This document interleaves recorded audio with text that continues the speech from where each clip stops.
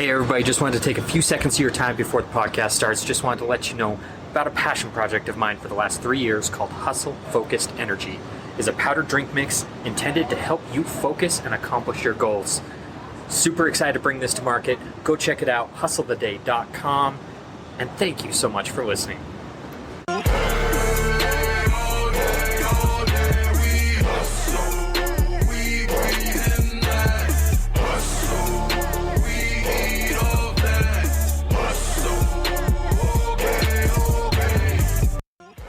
On this episode of the Hustle the Day podcast, I have Anne Laguzza.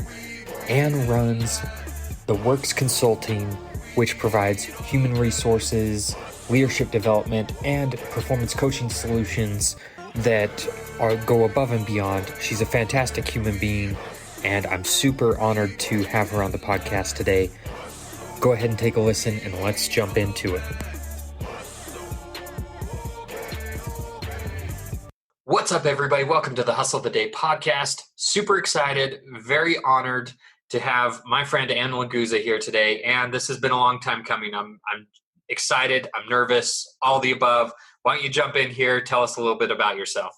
I am so excited too. I know, I can't believe how long it's been. So my name is Anne Laguzza. I am the CEO of the Works Consulting. We provide leadership development consulting, which includes individual coaching, and we also do workshops for groups. And it's all focused on trying to make leaders more effective. Perfect. Yeah. And you know what? You're definitely an example of that. You know, we happen to be a part of the same networking group. And so we know, so I get to see some of the behind the scenes, and you've got a fantastic reputation for what you do. And you know, it's great seeing you being a part of these workshops, like you said, and being on stages and talking to people. And you had a goal this year with stages, correct? Yeah, it was. I wanted to speak on 20 stages in 2020, which kind of became a small challenge when we had the pandemic in March, because I had booked some speaking engagements and immediately they got canceled. But one of them continued virtually, and actually now I booked 2 more virtually, and I've had more than I thought I would in this period of time. So I think I'm at 17 or 18. So I'm really close to hitting that 20 for the year. I'm super excited. That's awesome. Yeah. I love that you had that goal and you still managed to get that goal in the face of that adversity. Thanks. And you know what? We all face that adversity. It's what we do with it that makes the difference. So. Agreed. Yeah. So tell me a little bit about how you got into kind of being the authority on HR and leadership and, you know, management and all that stuff. Yeah. Well, so my career technically started 29 years ago, which just sounds so long. But I started as a human resources manager, and I worked in-house in various positions. And I don't know that you know this about human resources, but it's kind of unusual to start. It was my second job out of college. It's kind of unusual to start in a human resources manager role. I had 150 employees at this location, but I was lucky where they had a brand new position. They were really looking to train somebody. I was in the right place at the right time, and I got the job. So that kind of started my career in human resources, something I had never studied for. I didn't think that's what I wanted to do. I had no idea, but I really liked it.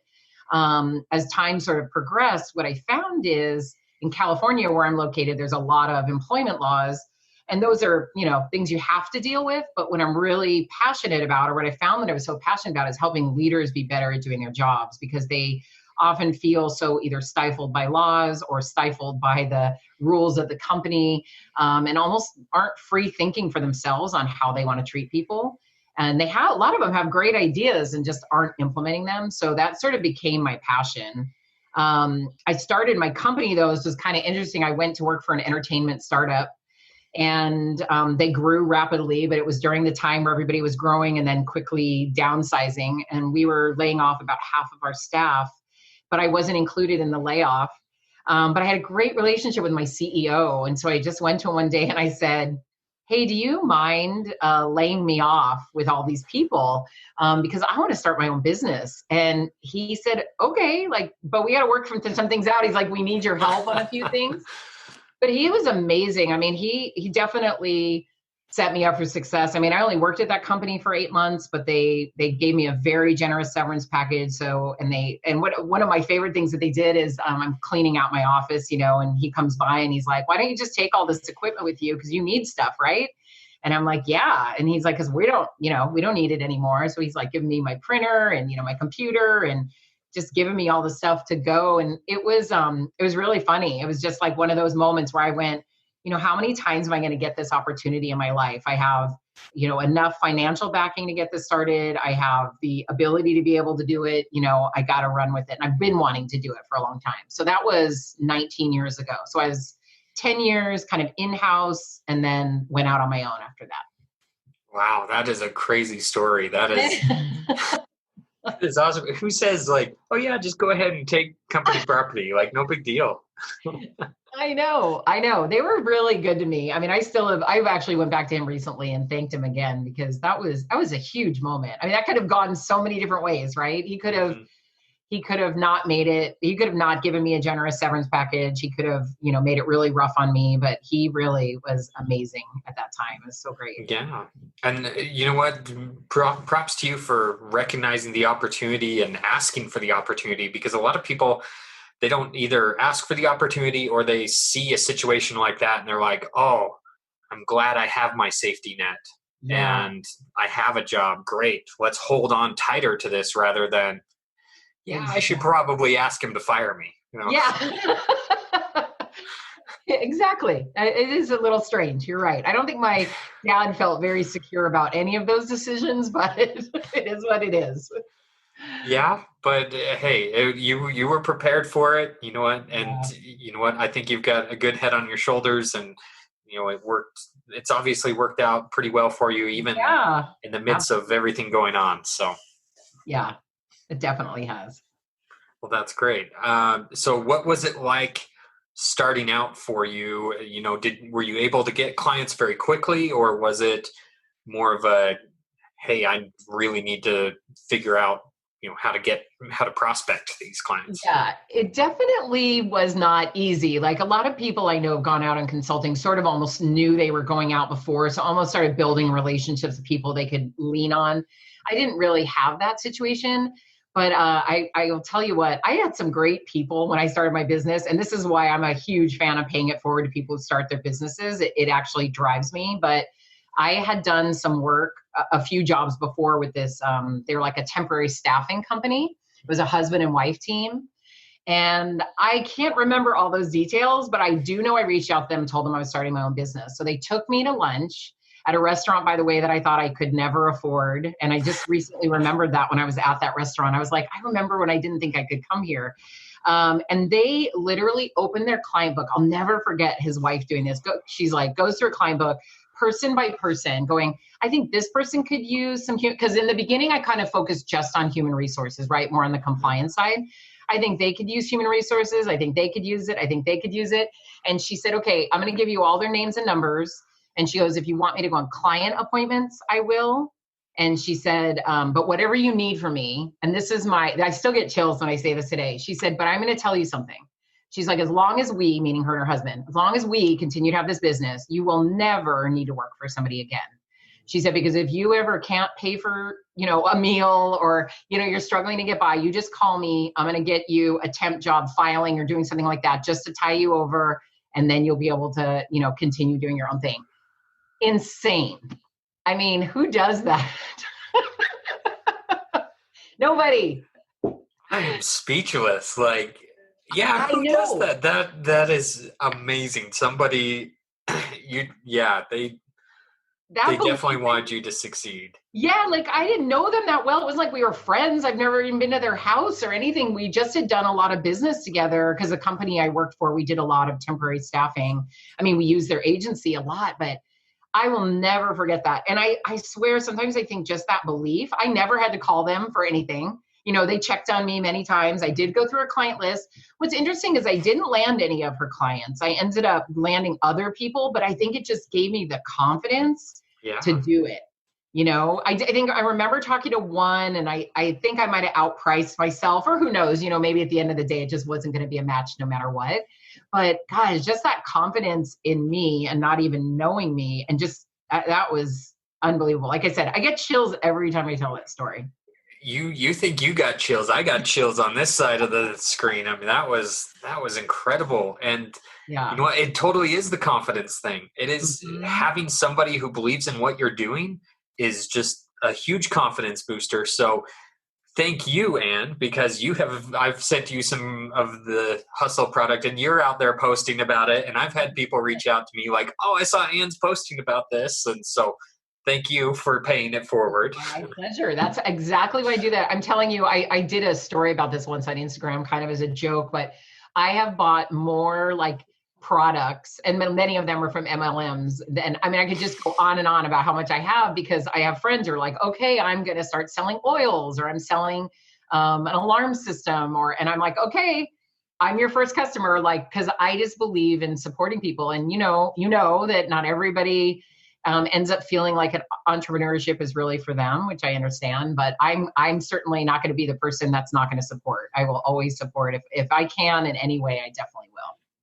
Wow, that's awesome. Yeah, that having that first experience, you know what, that would definitely change my perspective too. It's like, well, yeah, if somebody's willing to literally open their client book for me to start something, that's yeah, I definitely feel always the need to pay that forward. So Yeah. maybe I need to have that mentality.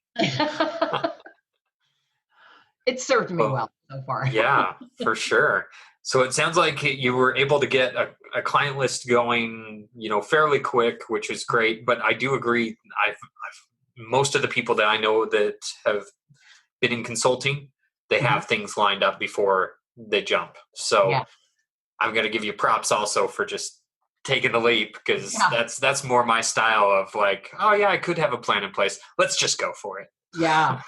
Yeah. And literally, I hate to say this because I feel like it sounds like, oh God, what year was that? But you have to remember, like the internet and like searching was even so new back then. Like it wasn't like, oh, I'll just start Googling, it was like, you didn't have as many resources as you do now. You really had to hustle and figure it out. And that's what I did. I mean, I just started like telling people what I was doing. And then, what it would be like somebody like you would say, oh, and you know what, well, maybe talk to my friend over here. And then my neighbor told me to talk to someone else. And then, before you knew it, I finally got a client. And I was like, yes, I got a client. And then from there, it just kept building. Thank goodness.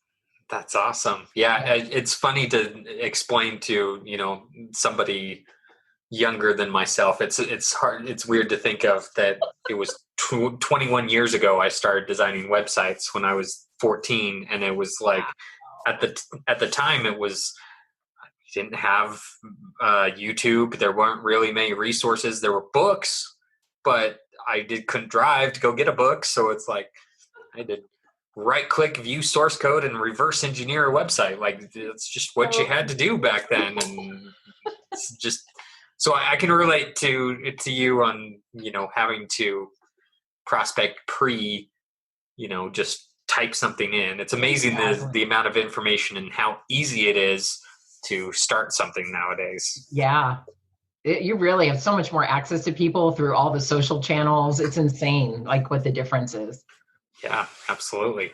So you kind of had an idea of what kind of work you were doing. You didn't seem to have too much trouble getting clients going, but what would you say was a challenge that you never expected to happen as you were starting your own company? So I started in 2001, and by kind of most standards, I did really well until 2007. But what I did in there, probably about 2003 or four, probably about 2003, I had landed a really sizable client, and they were paying me really good money, and they kept taking up more and more of my time with more and more projects, and I just kept letting that happen. So I will say that they easily had 80% of my business, if not more. And I had very small other clients, right? Just some that would pop up here and there for different things. And so what happened in 2007 is that they called me into their office and they said, you know what, we have hit some extremely difficult financial times and we are ending your contract immediately. So that's one like gulp. And then they said, and by the way, we know we have some invoices that are outstanding with you and we can't pay those either. And so, I mean, I just remember feeling so stunned. Like I kind of picked up my personal stuff. I walked out and I'm thinking, oh my gosh, what am I going to do? And it's so funny because that's sort of the next day, Monday, whatever it was, that I came to my office. And it was actually, because now I'm back in my home office. It was actually my home office right where I'm sitting today. And I remember just kind of like sitting here and I had nothing. I mean, I had no projects. And I'm like, okay, well, here we go, right? We're going to have to start over again. What can you do? And fortunately, two things happen from relationships I built. And this is, again, why I always tell people, like, you never know who can help you, and you always want to keep good relationships. Someone I had known back when I started my business in 2001, who I actually met, he called me, and there's a university here that was hiring for like a human resources certificate program in the evenings. And he calls me, and what was funny is, I love it. He goes, his name's Jim. He goes, hey, Anne, I think you'd be great. And we're looking for an instructor. And he said, but I got to tell you something, it doesn't pay very well. And I'm sitting over here going, if it pays me $1, like, I'm happy right now. And so I'm like, oh, okay, and he tells me what it pays, and it pays great. It's fine. And it's at night. So I'm like, this is perfect. I can do this and still kind of work my business. So that was one thing. And that was amazing. I actually taught there for 7 years. It ended up being very rewarding. It was adult students, and I just loved them. It was so fun. And then the other thing that happened is a client that I'd done work for probably, again, back in like 2002, maybe 2003, called me literally within days and said, we had to terminate our HR professional. And we were wondering if you can help sort of evaluate the situation, where are we at, help us figure out who we need to hire, and then help us hire that person. And so they wanted me to start flying up to Sonoma, California every week for a few months while I sorted things out. And just those two things, like, gave me that, like, okay, I'm going to be okay. I'm going to be okay, right? I can do this again. The teaching was like one night a week when I started doing it. So that was very minimal, but it still paid decent, and it paid enough to keep, my roof over my head and food on the table. And I was like, okay, cool. But that was by far the biggest challenge, is like, what am I going to do? Yeah, no, you didn't try and, grease the wheels a little bit, not act so desperate, or like, oh, that's pretty low, but, could you throw in a little something more? I mean, can I take a printer? I mean, one thing I know, right? One thing I will say about, and I know you and I've heard this before in the networking group we're part of, is being smart with your money, though, is huge. And I fortunately have always been that way. So even though I was like, holy smokes, what's going to happen? I probably had maybe 3 months of living in savings at that point, but 3 months is 3 months, right? And that ended up being more than what I needed. So I often try to tell that to new people who are starting their business, like, try to start putting something away for those moments that you just don't expect. And I've never given anyone that percentage of my business again. Like, that's my rule, obviously. And I never have let anybody get behind in billing again either, because those are two very valuable learning lessons for sure. And they did eventually pay me, by the way. I will tell you. Oh, they did? Yeah, Wow. They did. They did. It took them several months, but they did. So that was like another, like, whew. It was Wow, good. that's great. Yeah, not many people that, stick to, those things when they're in those situations. So. Absolutely. Yeah. Fortunately, I had a really good champion at that company that really felt like, she did a lot of work for us, and we really need to make this right. Even if it takes years, even if we pay her $10 a week, we got to pay her till she's whole. So it's pretty good. That's very cool. I think that speaks to your reputation of how much people like working with you. And you know what? I think, just your personality of you're willing to help people. They want to give that back. Thank you. Thank you. We talked about that challenge, and you know what, that kind of, I think, falls into maybe, one of the failures in your business of, giving that much work to a client and letting them get behind and whatnot. Are there any other failures that might come up in your business that you learned from and turned them into learning experiences? You know what? It's so funny. I don't like to think of it as a failure, but I have 2 employees who work for me, and I wish I would have grown my business sooner. So I don't really think of it as a failure per se, but I really do wish I would have grown it sooner. I accidentally grew it. My nephew came to work for me for a few years. He's a drummer, and he just moved to California, and he's like, oh, I just, come help file. And then before you knew it, he had a job. And then when he told me he was leaving, I was like, oh yeah, sure, no problem. Like, I'll just go back to being my sole proprietor self. And I did, without even realizing it, I'd grown my business, right? I didn't even know that I started to get more work because I could offload some of it to him. Mm-hmm. But it was in that moment I realized, wow, you know what? I really should have probably hired sooner. So I hate to see it as a failure, but it's something I always tell people, like, you almost gotta, when you're at that point where you're like, should I, shouldn't I? Just, if you can make it happen, make it happen. Yeah. Yeah. So we were talking before we recorded on how I need like 7 people today, and 0 other days, maybe one. I know. That is the hard part. It's like, people always ask me, like, how do you know when to hire? And I'm like, I don't know if I'm the authority on that, because I waited a little longer than I probably should have. But yeah, you got to start weighing out, like, how many days do you feel like you need somebody? And then how many days you're like, well, there isn't really that much to do.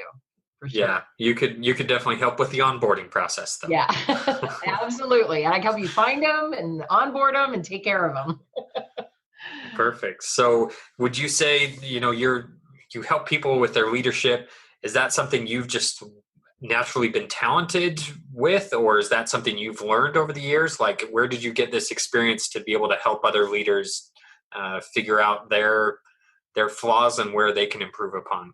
Yeah, that's such a great question. So definitely, I mean, it's something I've studied. Obviously, my background in education, my educational background is in leadership development and management and that kind of thing.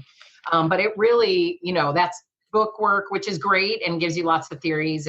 But where I've really learned it is just in working with leaders. I mean, I worked in that 10-year time that I was in-house. I changed jobs every couple of years. I was not really a long-term employee. I always feel like I was built to be a consultant. And then over the 19 years, I have worked with so many leaders. I mean, definitely in the 1,000 range of leaders, and just giving them, just through talking to them and learning about their challenges, it's just given me such perspective. And I think one of the things that I found so amazing is how so many people are similar, but think they're all different. They think that they're the only one who have that problem with that employee, or this, challenge with being able to be a better leader. And they really don't. There's so much similarity. It's unbelievable. Yeah, I was going to ask, is there a common thread? Like, is there a common thing that leaders struggle with? Yes. I'm going to tell you what it is. I probably talk about this 20 times a day. The most common thing is that leaders don't have the tough conversations with the people they need to have them with, and they keep people who are low performers way longer than they should. And they almost get too wrapped up in I understand personal and professional collide, but at some point you're going to have to choose one. And if you choose the personal, your business, or if you're part of a company, your team will suffer if you always choose personal. I do think you need to have a balance. I think you've got to care about your employees and value them and all of that. But when somebody is not performing for you and you've done everything you can for them in meeting with them and training them and helping them, and they can't do it, you have to make that tough decision. But I talk to so many people who keep those people around way longer than they should. And then they usually call me when they're completely frustrated. And yeah. Or it's impacted them in some way, right? Like now it's impacting their performance review or their next promotion, because they won't, they're getting passed over because they haven't dealt with this person. Yeah, no, that's something I've heard from a lot of leaders, is to fire fast. Like don't let it draw on, and don't support the people that are bringing the company down, even if it's not a huge thing. If it's going to create a toxic culture, it needs to go. They need to go. And, I always tell people, like, just because they're not working out for you, because I know sometimes people feel badly, like, oh gosh, what are they going to do? Where are they going to get a job? Just because they're not working out for you doesn't mean they won't be great somewhere else. They can be someone else's high performer. I mean, there's so many reasons people get mismatched for jobs. And they don't even realize that they're mismatched, but it might be because this is a customer facing position and they don't really interact with people very well, or this is a very technical role and they're really more of a customer oriented person, people person. So there's so many reasons people don't succeed in certain jobs, but can succeed somewhere else. Yeah, that actually brings up a story. My main source of income is I flip houses, and the title company I work with all the time, an old family friend used to be their head of marketing, and he really struggled in the role and didn't like being behind the scenes.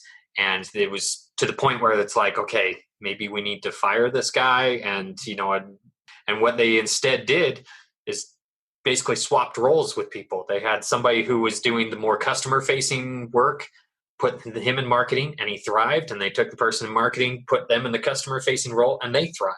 So it's one of those things where it's like, you just need to find the right match for the right personalities. And it may not even require firing them. It just find out exactly where they're going to thrive.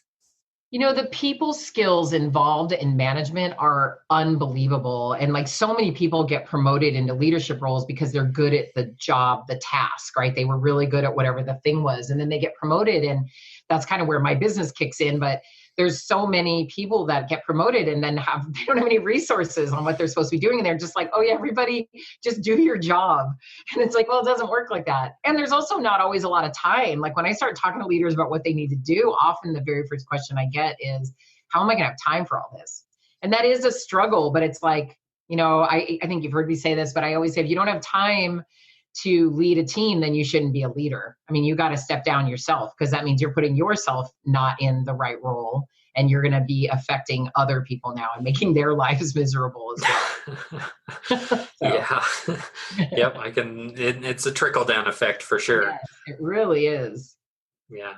So how many people do you find deal with, more of the fear-based management versus, some of the other softer approaches? And is there a perfect management, or is it that individualized? I mean, I definitely think it's individualized, and it does sometimes come back to work culture. I lean more on the side of, starting people out right from day one, really explaining what your expectations are, going over your values, actually having values, and then making sure this person understands what their role is in the organization and what you're expecting from them, right? And that is maybe a softer approach. I do also understand, sometimes you're going to have to take disciplinary steps, or you're going to have to terminate employment. That's just part of it. But I do feel if you start off correctly from the beginning, really investing the time in the beginning, you have a much better chance of people being successful at the end, or as they go on. I shouldn't say at the end, but as they go on through the training and time with you. So. Yeah, it's about setting those expectations right up front, and it goes smoother from there. Yeah. A lot of times I have my leaders, like when they come up with ideas, I'm trying to remember this one that I just heard the other day. Oh, I know what it was. A client called me and said, can we put GPS tracking on, they have company cars. Can we put GPS tracking on our company cars, which they can, and not tell our employees? And I said, well, let me ask you a question. Being you, who you are, and she's an amazing leader, if you found out today that there's a GPS system on your car and your boss didn't tell you, how would you feel? Right? And she's like, okay, I'd feel like they didn't trust me, and I'd feel bad. And I'd be like, why didn't he just tell me? I don't care. Right? And I said, exactly. So like, if you have to start, I always feel like if you're starting to think of those sorts of tactics to manage your employees, you already know you have the wrong people. You're just trying to catch them doing something wrong. And it's like, instead, actively manage them. And I think you'll be able to have plenty of reasons to terminate their employment if that's what you're going after. But you might also be able to identify some areas that you can do better, and they might actually improve too. So it could go one of two ways easily. But yeah, so I don't like that. I don't know. I always really ask my leaders to think things through. Some of the ideas they come with, I'm like, well, let's just process that for a second. Yeah, we're going to put an ankle bracelet on you, but we're not going to tell you. I'm not going to tell you. Would you be mad? I would be so mad if my car was getting tracked, even if it's a company car. I mean, part of me would probably assume it's getting tracked, but the fact that nobody told me, I don't know. You are helping other leaders out. You have to come up with some creative ideas. Where is it that you find you do your best thinking? I have two places really that I do my best thinking. So one of them by far is I ride a road bicycle basically. And I think my best when I'm riding. It is because there are so many things to do when you're riding on a road in terms of safety and all of that, it keeps me busy enough that it oddly opens up a creative part of my brain because I'm not thinking about the day to day and what I have to do and when I get off my bike and whatever I didn't get done. And so it keeps me busy enough with these sort of nuts and bolts things that I've got to do that it opens up this creativity that I love. So after a long bike ride is often when I think of things I'm going to do with my business, how I'm going to handle marketing, how I'm going to help my clients. And then the other place for me, being in California, I have access to lots of beaches, and I absolutely love going to the beach. I often, it's so funny, my bicycle opens up like creativity for me. The beach is definitely like if I have a problem that I'm just like reworking, I just can't find the solution. The beach is definitely a great place for me to just sort of, I get centered and I'm able to, again, it's like just sort of let go of all the daily stuff. And somehow I find solutions to a lot of problems in those moments. That's awesome. Yeah. Unfortunately, we don't all have access to the beach, but, I do get to, that creative side opens up usually for me when I'm in a gully where, there's lots of wilderness and Awesome. it's really nice. So I'll strap on a weighted vest, go hike through the hills. And, I find that's where I get creative. But I find recently I've been meaning to talk to you about this anyway. My daughter has been riding her bike to school. And so I decided to break my bike out. That it's like a $200 Costco mountain bike that's 10 years old, that's been stored in a shed that isn't sealed perfectly. So it's, it squeaks and all this stuff. It works. Yeah, it does. But I've been finding myself like, okay, well, I'm on the bike anyway. I might as well get out there. I'm going to be like Anne. I'm going to ride. And I hate it. I'll sit there, I'll have it tracking on my watch and I'm like, oh, I should send Anne this. I'm like, no, that's too embarrassing. I only did 6 miles in 45 minutes or something. Then it's so funny. Isn't it funny how some things really like resonate with some people and other things is like, oh, that sounds terrible. Like, I don't want to do that. Hey, I started off just riding like 5 miles or something. I just ended up getting crazy and riding a lot longer, but I'm always excited when anybody gets outside to do anything. Right. I mean, especially because sometimes, there's weather limitations or whatever. So I just think I think it's so good for us to get outside and just, it shifts perspective no matter what. Like even if you just walk around the neighborhood, it shifts your perspective because you see things you wouldn't normally see. Or I love that. Right. I have to tell you, one of my very first bike rides I ever went on, like how I kind of got into cycling, is I rode here on Highway 1. And it was for an arthritis ride. It was from San Francisco to Santa Monica. But the funny part is like somewhere partially through that ride, it was like 8 days. I suddenly was like, gosh, I never knew this was so hilly. And everyone's like, haven't you ever driven on Highway 1? And I'm like, yeah, but man, I just was not thinking, oh, the hills. Gosh, there's so many hills. Those are not my favorite. No. And let me tell you, Highway 1 is something I want to, go from like start to finish, but in a car. Like, I want to be in a... I'm with you. I would do that too. I would definitely do it. Yeah, I can't believe people who do that ride every single year. I'm like, 1 year I was good. I did it. I felt accomplished. I loved it. It was such a great experience, but I'm like, never need to do that again. Check. Moving on. What would you say is your definition of the word hustle? Oh my gosh, that's a great question. So I think for me, when I think of hustle, because I say that about myself all the time, so I love the name of your company. I was like, oh, what a good idea. I really think for me, it's relentlessness. And so in my entire career and life, really, since for as long as I can remember, people have told me no, and that I can't do something. And sometimes, I should probably just let it be, but I often take that on as a challenge. I'm like, no, you know what, I'm going to figure out a way to do this. So to hustle to me is to sort of have that relentless nature where it's like, I'm going to figure this out. I'm going to figure this out. This is something I really want, and I'm going to figure out a way to get there. So that's kind of what I think of, like relentlessness. Yeah, no, I love that. I haven't had that answer before, but that is All absolutely, right. I absolutely agree with that. And I think Yeah.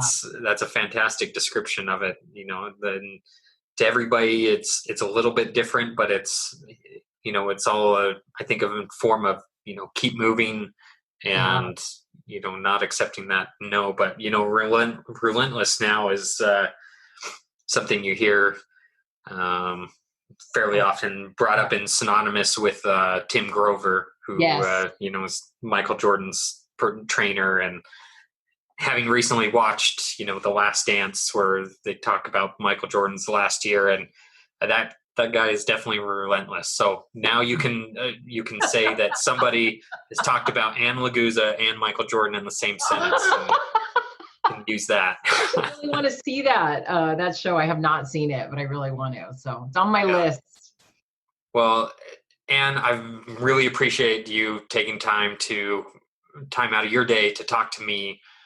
This is something we've tried to plan for a little while, and you know what? You're busy. I understand. You've got a lot going on with California changing their labor laws all the time, it seems like. And, with this pandemic, everything changes. Everything's fluid, it seems like. So Sure. you've had a lot on your plate. So I appreciate your time, and Oh I my don't want to take too much of it. So I want to give you a chance to plug whatever you're working on, where people can best find you, and then we'll jump into the last question. Absolutely. It's been my pleasure. This is so exciting to do, really. You can find me on Instagram and LinkedIn at my name at Anne Laguzza, like it is on at Anne Laguzza, sorry, like it is on the screen. And then I also am on Facebook under my company name, which is at The Works HR or The Works Consulting. But those are the best places to find me. I'm I would say Instagram and LinkedIn probably are some of the places I'm most active. And I really try to push out a ton of content. So you're getting a lot of information about how to do a lot of the things that I'm helping my clients do every single day. Yeah, and you know what? A plug for your Instagram, and I'll make sure to include links in the description for this. But Thank you. you know what? I've reposted some of your stuff. I don't know, dozens of times now. It seems like you've always got some great content, and you're always helping people out for free on your Instagram stories, and just relaying stories. And so you're a valuable resource. So make sure to follow Anne on Instagram. Thank you. So last question I want to ask you, personal or business, what is it that excites you about the future?